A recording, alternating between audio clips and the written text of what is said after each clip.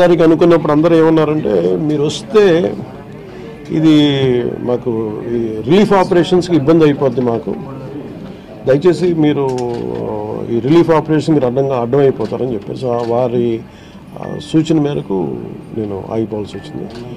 ఇప్పుడు కూడా ఒకసారి వాళ్ళ నిర్ణయం తీసుకొని వాళ్ళు టేక్ ఎక్కాలి, వెళ్తే అది సహాయపడాలి. కానీ మళ్ళీ ఇంకొక కేయాటిక్ మీకు తెలుసు కదా, అందుకని దాన్ని దృష్టిలో పెట్టుకుని కొంచెం చట్టపాయిస్తున్నాను అంతే విషయం.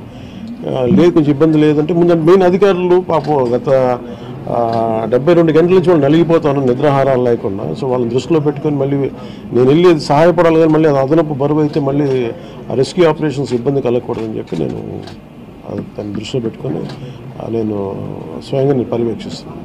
సార్ 4 రోజులుగా పవన్ కళ్యాణ్ ఉప ముఖ్యమంత్రి రాలేదు, ఎక్కడ రాలేదని చెప్పి విపక్షాలు ఆరోపణ చేస్తున్నాయి, బాధితులను పట్టించుకోలేదని చెప్పేసి ఆరోపిస్తున్నాయి. ఏం చెప్తారు? ఫిజికల్గా మీకు కనిపించడం పద్ధతి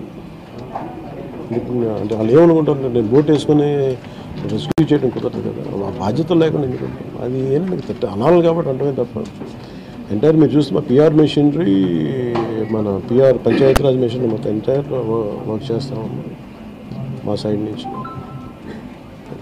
అంటే అట్లా కదా సార్, ధైర్యం చెప్పడానికి రాలేదని చెప్పేసి వాళ్ళు ఆరోపణ చేస్తున్నారు కదా మీ నుంచి.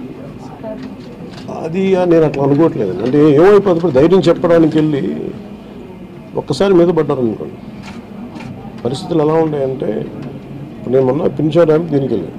నేను వెళ్ళి సహాయ కార్యక్రమం అంటే నేను ఒక ప్రత్యేకమైన పరిస్థితిలో ఉన్నాను, అది మీరు అర్థం చేసుకోవాలి.